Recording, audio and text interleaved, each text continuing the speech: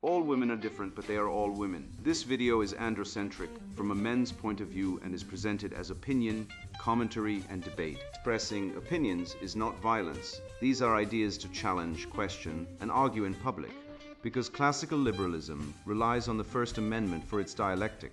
If you are a feminist, then consider this. If patriarchy truly existed as claimed, feminism could not. And if all men are trash and women are equal to men, then what are we to conclude? Women will die for their children, men will die for their wives and children, and God chose to die for all mankind. Authority rolls up with responsibility. If this framing of facts offends you, click off to a cute cat video. Proceeding further will expose you to gamma bias and criticism directed at ideas, claims, institutions, not at any individual's virtue or dignity. Our method follows the 7 liberal arts: the trivium, grammar, logic, rhetoric, and the quadrivium, arithmetic, geometry, music, and astronomy. And the transcendentals, the good, true, and beautiful. If this framework is not for you, feel free to exit now. It's no disgrace, women are wonderful, God bless America, men are great, feminismus delendus est. The Vanishing Good Woman, Why It's So Hard to Find a Wife and Mother in the Modern UK, written by Conrad Riker, available now, links in description. Men are being enslaved by design and they're thanking their captors. How the culture industry, queer theory, and female nature conspire to castrate the West, and what one Schopenhauerian man can do to burn the whole rotting system down. I was in a grocery store once, standing in the cereal aisle. Yes, cereal, the sacred breakfast battleground of civilizations, when a woman stormed past me, yanking her toddler by the arm, like she was auditioning for a Netflix docuseries on emotional abuse. The kid dropped his juice box. It burst like a tiny blood sac on the linoleum. I looked at the mother. She didn't flinch, didn't apologize, didn't clean it, just glared at me as if I had spilled it, as if I were the moral failure. And in that moment, I realized this isn't just bad parenting, this is the entire gynocentric regime in microcosm. The world has been flipped inside out, and men are now expected to mop up the mess of female chaos while being blamed for its existence. You felt it too, you're not imagining it. You're just still half asleep, trapped in the dream world of feminist fairy tales and leftist propaganda that tells you you're the problem. Let me wake you up with a truth so cold it'll frost your beard. 78% of workplace grievances filed against men are by women, and 60% are baseless. DOE 2022. That's not justice, that's tribal warfare disguised as HR policy. And in family courts, men lose custody 80% of the time. Even when there's no abuse, no neglect, just a woman who decided she'd rather date a DJ than raise her kids. This isn't equality, this is conquest. And the weapons: tears, lies, social media outrage, and a legal system that treats men like disposable sperm donors with a side of debt. You think divorce is about love failing? No, it's about extraction. Schopenhauer called women the most dangerous of all foes, not out of spite, but because he watched what they do in the shadows of law and emotion. He saw the pattern: chaos, accusation, collapse, and cash. And now, thanks to feminism, we've turned the scam into law. We've built entire institutions, courts, universities, HR departments, on the belief that women are delicate blossoms and men are walking offenses. Meanwhile, male suicide rates are 3.5 times higher than women's CDC 2023. And what does the left offer? More pronouns, more emotional rituals, more commands for men to check their privilege while being locked out of their kids' lives. Let's face it, if a man said he'd aborted his own child, he'd be torn apart. But when a woman does it 930,000 times a year in the US alone, it's her choice, untouchable and above judgment. The imbalance isn't a flaw, it's the core logic. And the culture industry, Disney, Netflix, TikTok, feels it every day, churning out stories where men are either villains, broken, or gone, while women are divine, fierce, or rulers who govern through feeling and edict. They're not making art, they're running a mental campaign, reshaping your reflexes, so you say sorry when she knocks over the cup. True men don't plead for mercy, they don't deserve. True men read the Iliad, not Instagram. They construct, they stand, they last. The red pill isn't about rage, it's about clear sight. And the clear sight is this: you've been deceived your whole life. Not by chance, by plan. The only thing left is, what will you do? The Babylon of woke, the culture industry, and the manufacture of misery. 73% of men aged 18 to 30 now believe masculinity is toxic. Let that number scald your brain like hot soda on bare nerve. That isn't a statistic, it's a confession, a mass surrender note dropped at the feet of a feminist priesthood that has spent decades waging war on the male soul. You think this collapse happened by accident? You think boys just woke up one day and decided to hate their fathers, their bodies, their purpose? No, this is manufactured misery. This is the culture industry, Adorno and Horkheimer's nightmare made flesh, churning out emotional castration under the guise of progress. And who runs this factory? Women, Marxists, and a priesthood of emotionally stunted academics who haven't lifted a weight, fought a fight, or built anything in their lives, yet claim dominion over the definition of manhood. They've turned Hollywood, Disney, Netflix, and TikTok into Skinner boxes where every dopamine hit comes from watching men humiliate themselves, weep on cue, and apologize for being men. I once sat with my nephew, 12 years old, sharp as a Spartan blade, watching the original Conan the Barbarian, 1982. The moment Arnold hoists that massive sword, blood on his face, fire in his eyes, roaring, "I live," my nephew snapped upright. "Uncle," he said, "why don't heroes like that exist anymore?" I didn't pause. They do. They've just been erased. Then we watched the 2011 remake. What a disaster. Not only a failed film, though it was, but a deliberate dismantling. Conan turned into a whimpering, therapy-obsessed youth, drowning in father wounds and utterly lacking command. The sword, a burden. The fire in his eyes gone, the triumph of conquest. Scrubbed out and swapped for guilt, introspection, and soft apologies. This isn't narrative, it's mental rewiring. The culture industry doesn't want you to taste strength. It wants you to feel dirty for craving it. It wants you to think that might is tyranny, that leadership is harm, that ambition is assault. And it preaches this not from pulpits, but through cartoons, sitcoms, and trending TikTok moves, where men spin in skirts and label it freedom. Disney. Let's not kid ourselves, it's not entertainment, it's catechism. The Lion King remake 2019 wasn't just soulless CGI, it was ideological inversion. Simba, once a proud heir to a warrior lineage, now prances through a hyper-feminized savannah where balance means submission and kingship means sharing power with lionesses who never earned it. Scar. The villain isn't overthrown by righteous fury. He's lectured about community and inclusion. This isn't nature. This isn't myth. This is gynocentric Marxism dressed up as diversity. And don't get me started on Frozen. Elsa isn't a queen, she's a goddess worshipped for her emotional instability and magical isolation. Meanwhile, Kristoff, A B B B B B B B B I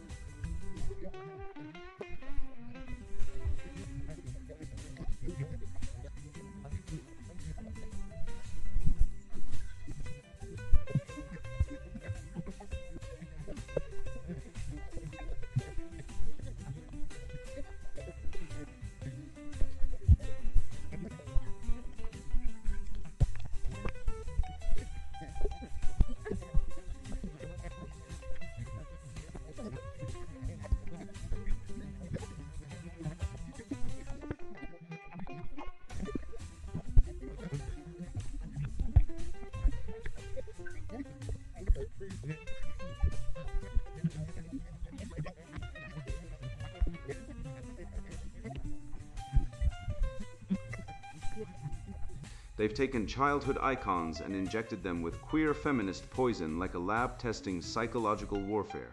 She-Ra reboot, a feminist manifesto disguised as a cartoon. Bao, once a male hero, now they them, dating both men and women, while the entire narrative glorifies sisterhood and emotional vulnerability as supreme virtues. And the Sandman?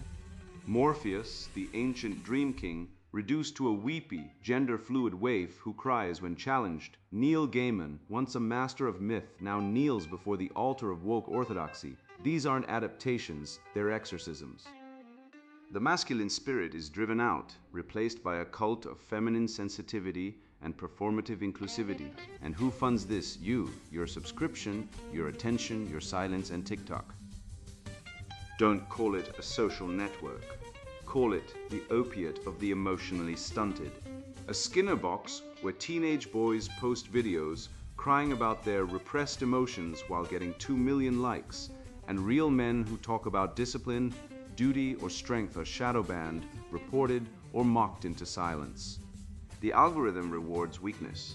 It rewards submission. It rewards feminization. I've seen boys as young as 14 apologizing on camera for being too aggressive after a minor disagreement. Do you know what that is? That's psychological disarmament. That's the culture industry winning. They don't need to ban guns when they've already disarmed the soul. This is no accident. This is engineering. The same minds that told women they could have it all now tell men they should let it all go. Their pride, their honor, their legacy. And the data confirms the rot. Family courts award custody to mothers in over 90% of cases, despite equal legal standing. Men's suicide rates are 4 times higher than women's in the UK, yet you'll hear no outrage, no marches, no men's rights funding. Why? Because a dead man doesn't sue, doesn't protest, doesn't demand alimony. And let's talk about the elephant in the divorce courtroom. DNA testing shows 1 in 10 children in the UK are being raised by men who aren't their biological fathers. That's not just betrayal, that's systemic cuckoldry, enabled by a legal system that protects women from exposure and punishes men for seeking truth. The male archetype hasn't evolved, it's been erased. From Achilles, who chose glory over life, to Odysseus, who outwitted monsters and gods to return home. Now we have sensitive Steve, who cries during pride parades, calls his therapist weekly, and believes his purpose is to validate feelings. This isn't enlightenment, it's enslavement. The culture industry didn't liberate women. It deified them, placing them on pedestals so high they can shit down on us and call it rain. And men, we're expected to smile, apologize, and lick it off. But here's the truth. No one wants to say, women are not angels. They are hypergamous. They are status-seeking. They are emotionally volatile. And when you combine that with feminist ideology that absolves them of consequence, you get a society where men vanish, not by death, but by disappearance. They go quiet, they go offline, they stop marrying, they stop reproducing, and the culture industry cheers because a man without a family is easier to control. So what's the remedy? Myth, ritual, warrior ethos, not therapy, not affirmations. Not self-care Sundays, I'm talking stoicism, I'm talking Homer, I'm talking the trivium, logic to cut through lies, rhetoric to shame the deceivers, grammar to rebuild truth. You want to save your soul? Read Marcus Aurelius, not Instagram quotes. Train your body, not your emotional intelligence. Build something that lasts, not a TikTok following. And when they tell you masculinity is toxic, look them in the eye and say no. It's the only thing keeping this rotting civilization from collapsing into the sewer. The good woman hasn't vanished. She's buried under layers of feminist propaganda, cultural decay, and male cowardice. But she's still there, and she'll only return when we stop apologizing for being men. I remember the exact moment I realized the rot had gone too deep, not in society, but in the minds of those who claimed to teach it.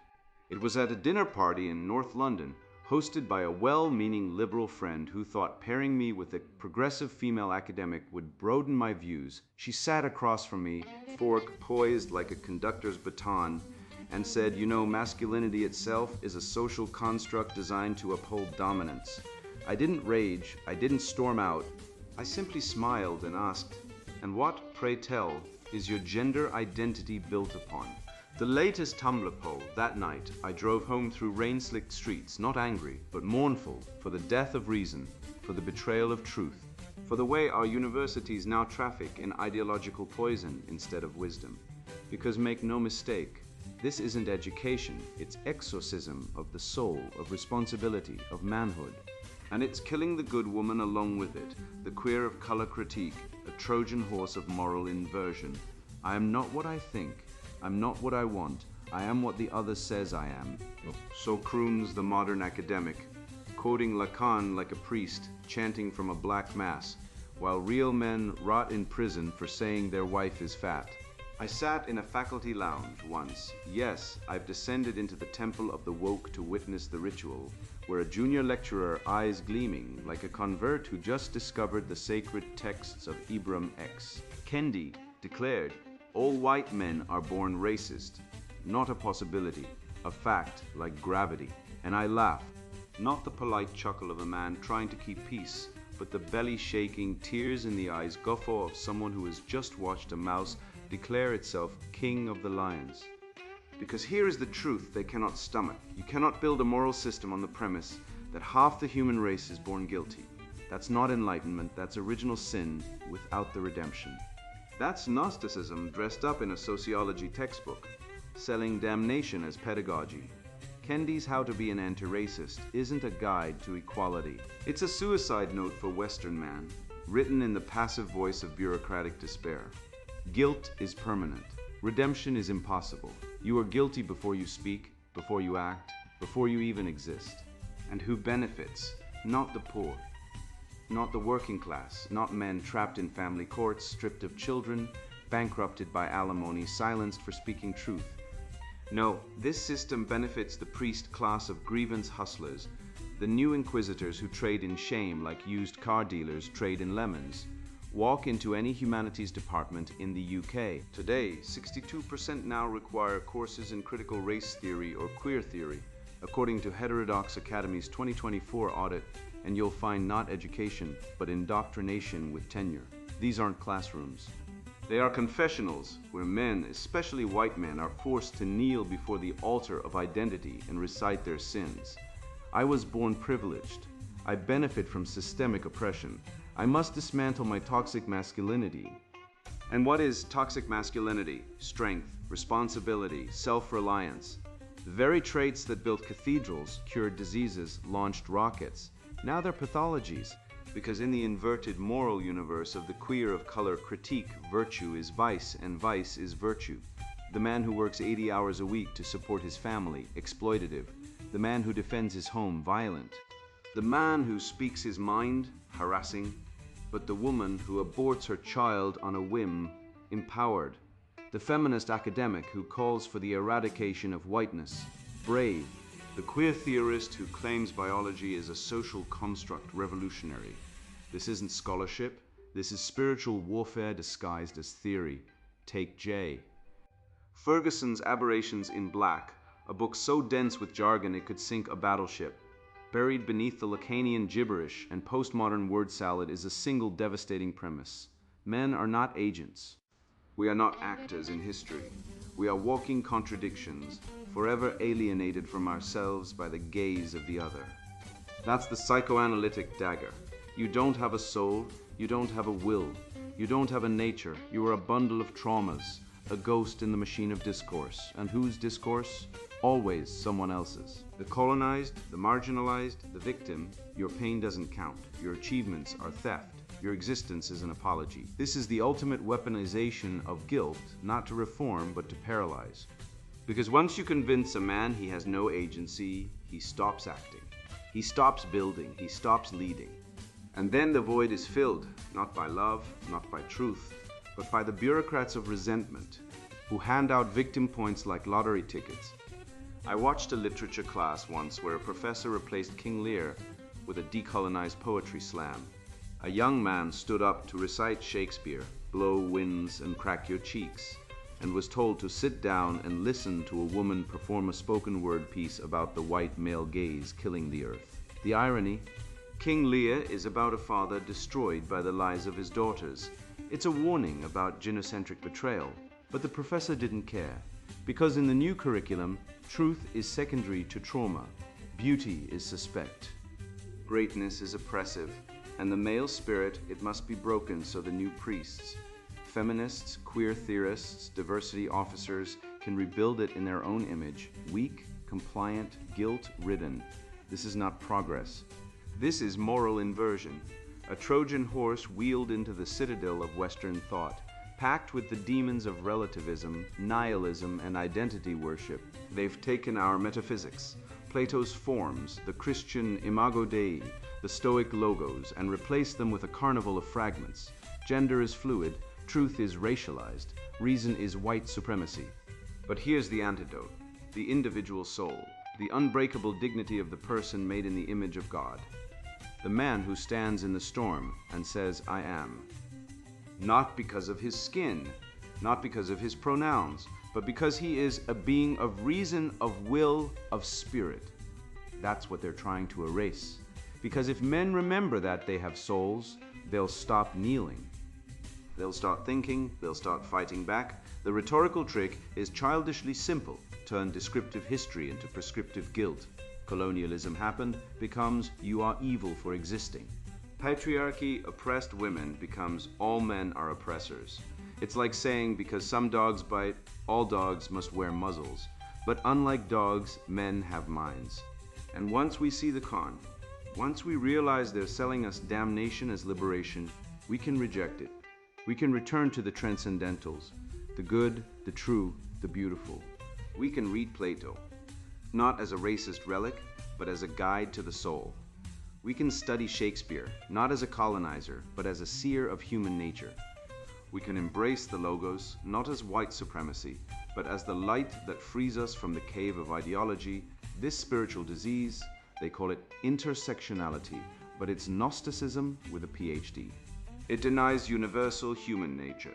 It fractures the self into warring identities. It worships victimhood like a golden calf. And it offers no salvation, only endless confession, endless penance, endless guilt. But I say enough. Man is not a crime. Fatherhood is not oppression. Strength is not sin. The good woman still exists. She's just hiding from the world that tells her to trade virtue for career. Motherhood for empowerment, truth for ideology, and the good man, he's not gone, he's awake, and he's coming back. I once believed the system was flawed, but salvageable, until I watched my brother, a quiet engineer with calloused hands and a spine of tempered steel, beg for his job back after a junior analyst accused him of microaggressions for using the phrase "you guys" in a team email. He wasn't angry, he wasn't loud. He was competent, and in today's gynocentric dystopia, competence in men is the first symptom of guilt. That moment shattered my last illusion. The institutions aren't broken. They're working exactly as designed to crush male dignity and elevate female sentiment as the highest law. And if you think this stops at the office door, you're already living in a lie. The feminine test, how women weaponize stress and apology culture to dominate men. Have you ever been told you're too intense by a woman who just spent 30 minutes crying over a reality TV breakup? I asked my friend Dave over a pint, watching a woman in the corner of the pub dramatically text her boyfriend, while sipping a rose-scented cocktail called emotional support dragon fruit. Dave laughed. Mate, I got fired last month because Sarah from HR claimed I intimidated her with my tone when I said good morning too firmly. This is not an outlier. This is the new normal genocracy dressed up as professionalism. In the modern workplace, women have weaponized stress like a scalpel, slicing through competent men under the guise of emotional safety. The Department of Equality reported in 2020-22 that 78% of workplace grievances filed against men are initiated by women, and 60% of those complaints are unsubstantiated. 6 in 10 accusations are pure fiction, yet men are demoted, suspended, or blacklisted without trial, without defense, without justice. This isn't HR, this is her rule. Let's dissect this pathology with the cold precision of a surgeon. The modern woman doesn't seek partnership, she seeks possession. She runs a covert behavioral assay, what I call the feminine test, where she injects chaos, spilled coffee, sudden tears, tone policing, guilt tripping, and watches how the man responds. I once went on a first date with a woman who, within 47 seconds of sitting down, accidentally knocked over her latte, drenching my laptop. I didn't flinch. I calmly asked for napkins, wiped it down, and said, "Well, that's one way to see if I panic under pressure." She stared at me like I'd defused a bomb with a spoon. No second date. Why? Because she wasn't testing my kindness. She was testing my submissiveness. A man who remains calm under manufactured crisis threatens her control. She wants the doormat who apologizes for her clumsiness, the beta orbiter who says, "I'm so sorry your drink spilled. Let me buy you another." That man gets the second date. The stoic does not. This isn't dating, it's psychological triage for weakness. And where does this behavior come from? Let's consult the only honest witness, evolutionary biology. Women evolved to select for men who can provide, protect, and remain unshaken under duress, because in nature chaos is constant. But the modern woman has hijacked this adaptive mechanism and turned it into a weapon. She doesn't want a man who can handle stress. She wants a man she can inflict stress upon and watch crumble. She has inverted the survival mechanism into a domination ritual. The feminist lie that women are equal partners collapses under the weight of data. Family court statistics show that in 72% of custody battles, mothers are granted primary custody, and in 40% of those cases, the father is restricted from seeing his children altogether. Meanwhile, UK police arrest rates for men who comment online, especially on female behavior, are rising exponentially, while women who lie about abuse face almost no consequences. The system isn't broken, it's designed this way. It is gynocentric tyranny enforced by institutions that have been feminized into irrelevance. The psychological toll, let's talk numbers. Male suicide rates in the UK rose to 75% of all suicides in 2023 ONS. That's 3 out of every 4 people who take their own life are men. And yet no one marches for men, no one funds male mental health campaigns with the same fervor as they do for women's empowerment. Why? Because the narrative demands male suffering. A man who breaks under pressure is not seen as a victim of systemic cruelty, he's seen as failing the test, and the test is rigged. From childhood, men are conditioned to apologize for existing. A boy drops a pencil in class and the female teacher says, "Johnny, be more careful, you startled Emily." Emily wasn't startled, she was performing. But Johnny learns, your presence is a threat. Fast forward to the office, a man speaks decisively in a meeting, and 3 women later file complaints about his aggressive tone. He is summoned to HR, forced to undergo empathy training, and warned that collaboration is key. Translation: shut up and submit. This is not education. This is behavioral conditioning for servitude. The remedy: amor fati, love of fate.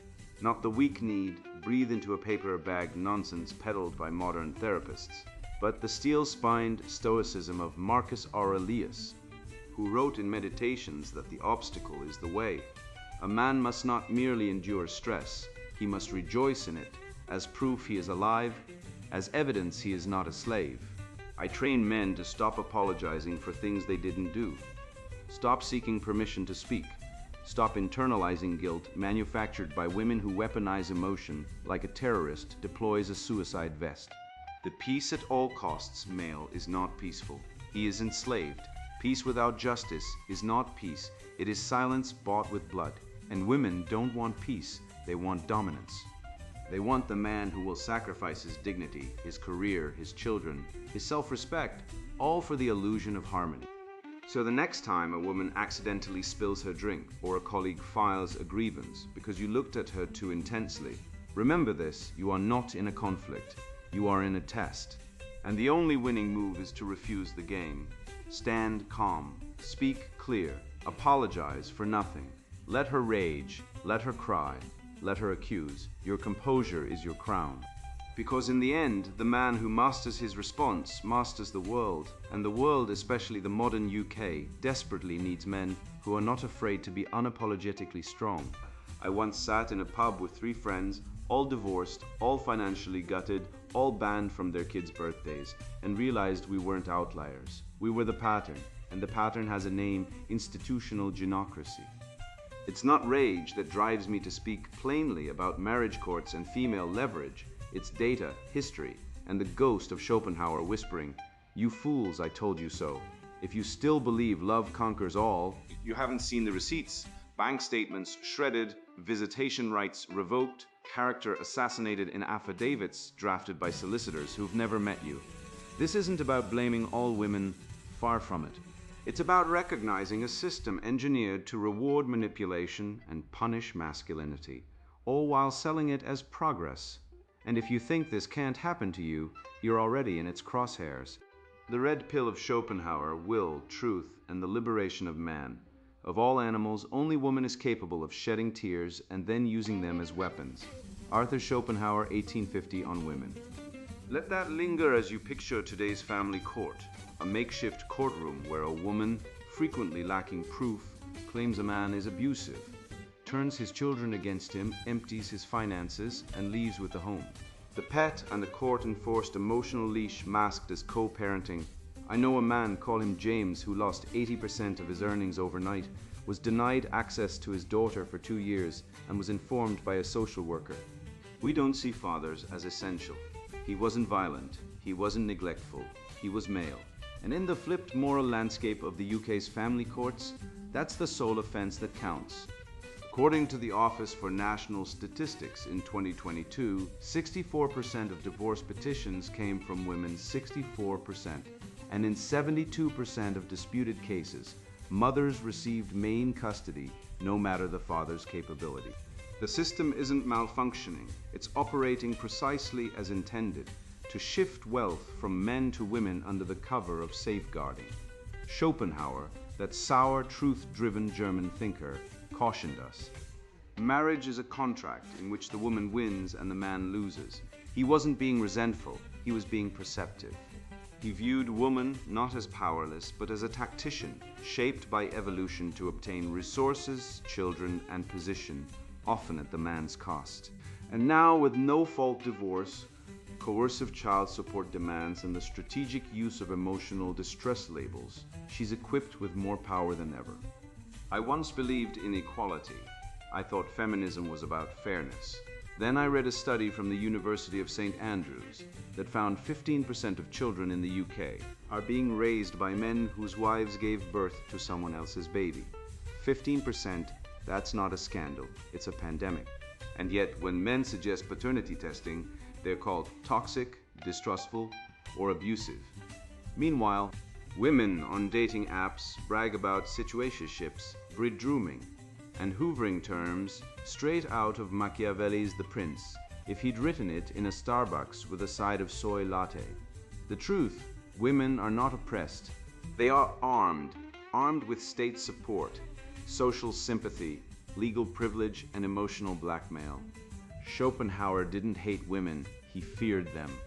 Not because they're weak, but because they're strong in the ways that matter in a decadent society. Manipulation, deception, and emotional exploitation. He called woman the most dangerous of all foes, not out of misogyny, but out of respect for her power, and he was right. Watch any family court proceeding, or scroll through Reddit's Are Children Off Nurses' Parents, or talk to any man who's been through a divorce. Same story, the woman plays the victim, the system arms her, and the man is dismembered financially, emotionally, and socially. The modern woman doesn't need a man, she needs a wallet. And if he dares to resist, she'll call the police for saying no to her demands. I know a bloke who deleted Tinder, quit Instagram, and started reading Schopenhauer every morning with a black coffee and a cigar. He built a workshop in his garden, learned blacksmithing, and now forges handmade Damascus steel knives. He hasn't dated in 3 years. He says, "I've never been freer." That's not celibacy, that's sovereignty. Schopenhauer's central insight wasn't about women. It was about will, that blind, irrational, insatiable force driving all existence. We don't live in a rational world. We live in a world ruled by desire, craving, and suffering. And modern ideologies, feminism, Marxism, wokeism, are not movements for justice. They are symptoms of will in its most decadent, self-devouring form. Feminism isn't about equality. It's about power, female power over male obligation. Marxism isn't about fairness. It's about envy dressed up as virtue. Wokeism isn't about inclusion. It's about guilt as a control mechanism. These aren't philosophies. They're religions for people who hate God but still need to worship something. And their altar, the destruction of the masculine, the nuclear family, and objective truth. Schopenhauer saw it coming. He said, "The world is my representation," meaning reality is shaped by our desires, not facts. And today, desire has replaced truth. Feelings trump evidence, identity trumps character, and the result? A society where men are pathologized for being men, women are infantilized by being protected, and children are collateral damage in a war of egos. So what's the remedy? Asceticism, not monkish denial, but clarity. Renounce the false desires implanted by the culture industry, the need for female approval, the craving for social media validation, the fantasy of the one. Schopenhauer didn't tell men to hate women. He told them to see through them, to stop being puppets dancing on the strings of female whims, to master the self before seeking to master anything else. That knife-forging bloke, he didn't become free by finding a woman. He became free by losing the need for one. And that's the red pill. Not that women are evil, but that truth is liberation. Choose purpose over pleasure. Choose logic over lies. Choose Bach over Beyoncé. Euclid over intersectionality. Marcus Aurelius over Meghan Markle. The good, the true, the beautiful. These are not ideals, they are weapons. Weapons against the nihilism of the woke, the fraudulence of feminism, the cowardice of male compliance. Life is not a spa day, it's a battlefield. And the man who thinks he can win by being nice, sensitive, or emotionally available is already dead. The future belongs to the man who sees the lie, rejects the game, and builds something real, whether it's a blade, a business, or a life of quiet dignity. The veil of Maya, the illusion of harmony, equality, and peace, through compromise must be torn. Because the truth is this: you will never be enough for her, because she is never enough for herself. Stop seeking approval from those who profit from your weakness. Stop feeding the machine that grinds men into dust. Wake up, forge your own steel. And for God's sake, stop apologizing for existing. You think you're free? You've been farmed, bred in the culture industry's factory pens, fed a diet of rainbow propaganda and guilt stew, told your strength is a disease, your logic a crime, your silence a sin. They've made you apologize for breathing while women abort 62 million children since Roe v. Wade, and no one dares call that a Holocaust, because grief only counts when it serves the narrative. You've watched Disney turn The Lion King into a pastel nightmare, watched Netflix rewrite She-Ra so the sword-wielding warrior becomes a weepy committee. Because the modern goddess doesn't conquer, she processes feelings. And you've been trained like a lab rat in a TikTok Skinner box, rewarded for kneeling, punished for standing, but not today. Today, you've swallowed the red pill of Schopenhauer, not the weak-kneed self-care version, but the black iron truth. The world is will, and will is war. You've seen the trap, the coffee spill, the false grievance, the HR complaint filed by a woman who couldn't lead a garden party, but can bury a man in paperwork. You've seen the numbers. 78% of workplace complaints against men are filed by women, 60% baseless, yet you're still expected to smile, apologize, and hand over your pension in divorce court, where men lose 73% of custody battles despite equal legal standing. This isn't justice. This is gynocracy dressed in yoga pants and moral superiority. You've heard the lie that masculinity is toxic, but name one civilization built by toxic femininity. I'll wait. Crickets. The pyramids weren't raised by women having a feeling circle. Athens didn't defeat Persia because Socrates hosted a wellness retreat. The Renaissance wasn't sparked by Leonardo da Vinci painting emotional support animals.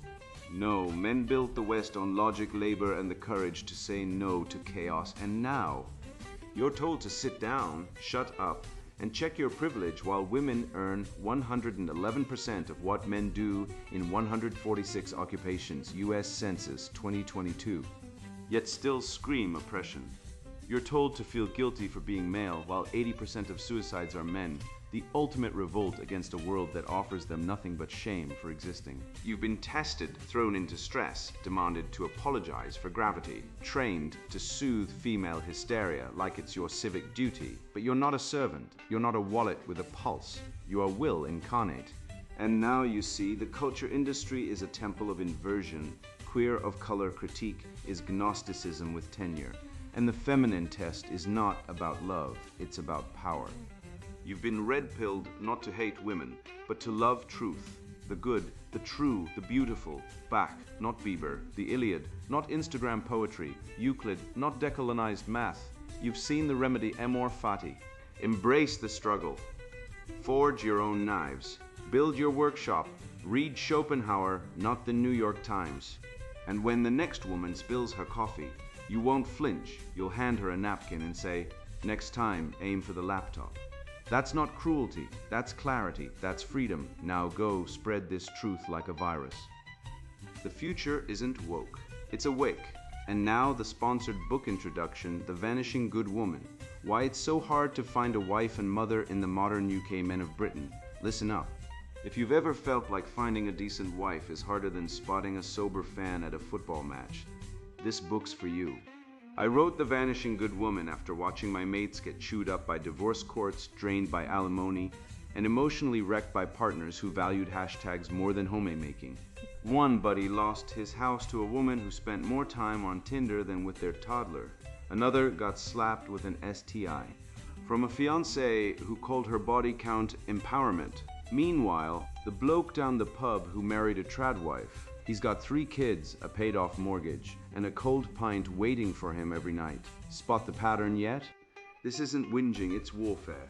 Feminists, bureaucrats, and Instagram influencers have spent decades convincing women that motherhood is oppression and marriage is a prison. The result? Birth rates are collapsing faster than a soggy biscuit, divorce lawyers are buying third homes, and your odds of finding a loyal partner now rival winning the lottery. But biology hasn't changed. Women still crave strong leaders. Men still thrive when respected as providers. The system's rigged against you, but I've cracked the code. Inside these pages, you'll learn how to dodge STI-riddled party girls, shield your assets from gold diggers, and spot the rare women who still value family over female empowerment seminars. We'll dissect why 50-50 parenting is a myth cooked up by academics who've never changed a nappy, expose the lie that abortion has no consequences, and map out exactly how to rebuild a life where you're in charge, not some bloke in a wig at family court. If you're a beta who still thinks toxic masculinity is a real problem, or a white knight who enjoys funding your girlfriend's PhD in gender studies, close this book now. Go knit a rainbow flag or whatever it is your kind does for fun. But if you're ready to escape the marriage plantation, reclaim your dignity, and live by rules that actually work, turn the page. Your future self and the kittens will thank you. The Vanishing Good Woman. Why It's So Hard to Find a Wife and Mother in the Modern UK, written by Conrad Riker. Buy now, links in description.